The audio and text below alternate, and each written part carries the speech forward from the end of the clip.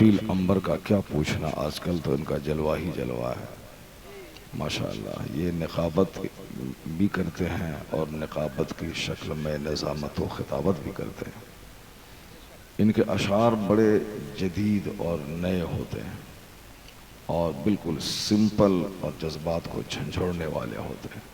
यही वजह है कि बड़ी तेज़ी के साथ हिंदुस्तान भर में इनका सफ़र जारी है, वरना इलाकाई नकीब तो 100 के करीब है। बंगाल का अलग, उड़ीसा का अलग, बिहार का अलग, उत्तर प्रदेश के 10 इलाकों का 10 नकीब, कर्नाटक और महाराष्ट्र का अलग। लेकिन हिंदुस्तान भर में जिस नकीब की पसीराई हो, जिसको पूछा जाए, वो 2-3 लोग हैं। और इस वक्त तो ये तने तनहा है ये, चूँकि एक नकीब थे तो वो खतीब बन गए। जो पूरे हिंदुस्तान में जिनकी निकाबत का सिक्का चलता था, तो आजकल वो मुकर्रिर बन गए। तो अब वो मैदान खाली है, अब वो मैदान इन्हीं के हाथ में आया है। अल्लाह तबारक व तआला इस नौजवान नकीब को सेहत और तंदुरुस्ती अता फरमाए। और आज मैं ये बता दूं कि बंगाल के लोग अगर बिहार में मिल जाते हैं तो उनको बड़ी खुशी होती है कि चलो हमारे स्टेट का आदमी बिहार में मिल गया। और हिंदुस्तान के लोग अगर अमेरिका में मिल जाएं तो लोगों को खुशी होती है कि हमारे मुल्क का आदमी मिल गया।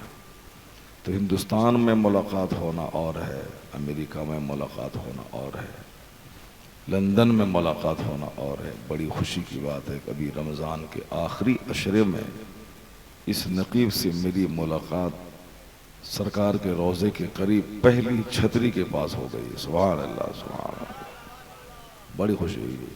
जलसों में मुलाकात होना और मस्जिद नबवी में अचानक मुलाकात हो जाना, ये बहुत बड़ी बात है।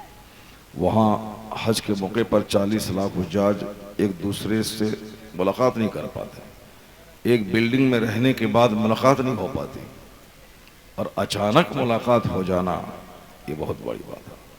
अल्लाह तबारक व तआला इनको हर साल मदीने पाक की हाज़िरी नसीब फरमाए। आप सबों को भी हरमैन तय्यबैन की बरकतें अता फरमाए।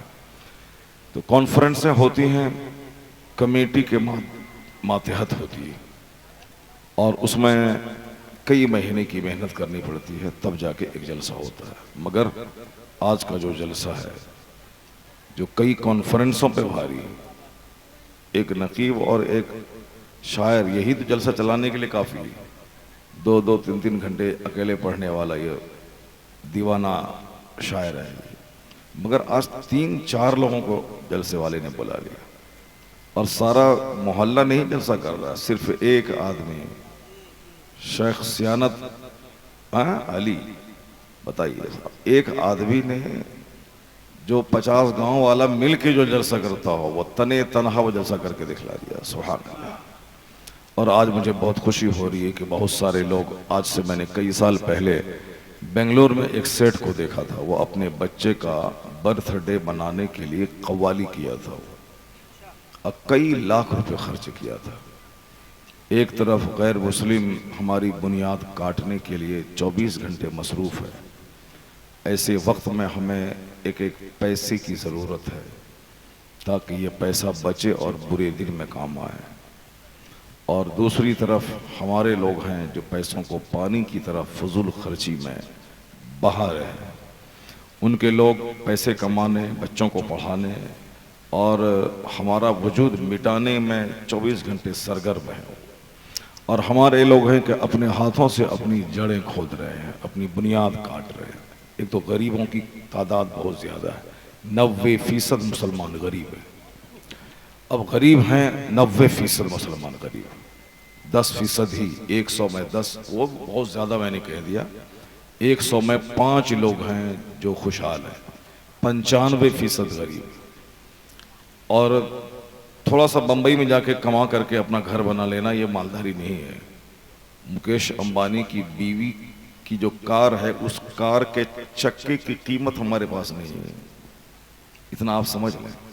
100 करोड़ की कार है तो एक टायर की कीमत होगी कई करोड़, तो जिसकी कार का एक पहिया कई करोड़ रुपए का हो, तो हमारा घर, हमारी जमीन सब बेच दें तो उसके एक पहिया के बराबर नहीं हो।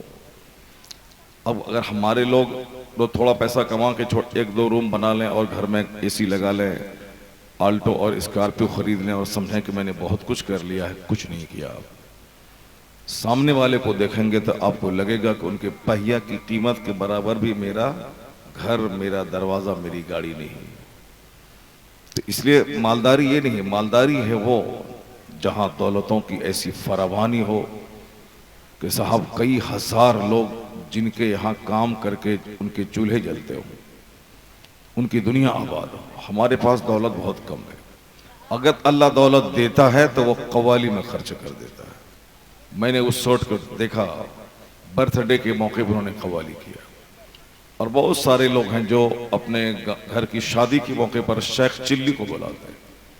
शेख चिल्ली एक टीम है जो हंसाने वालों की, कॉमेडियन की एक टीम है। लोग आते हैं, बैठते हैं और उसकी बातें सुन सुन के हंसते हैं। जैसे हमारे जलसे में भी उसी तरह का रंग आजकल पैदा हो रहा है। तकरीर करने वाला कॉमेडी बोलता है तो सारे लोगों को मज़ा मिलता है। लोग उन्हीं का सिलेक्शन करते हैं। कुरान पाक जिसमें सारे मसाइल का हल मौजूद है। कुरान करीम बंदे का कलाम नहीं, वो अल्लाह का कलाम है। अब बंदा कमजोरी का मजमुआ है। हमारी जिंदगी खुद कमजोर है।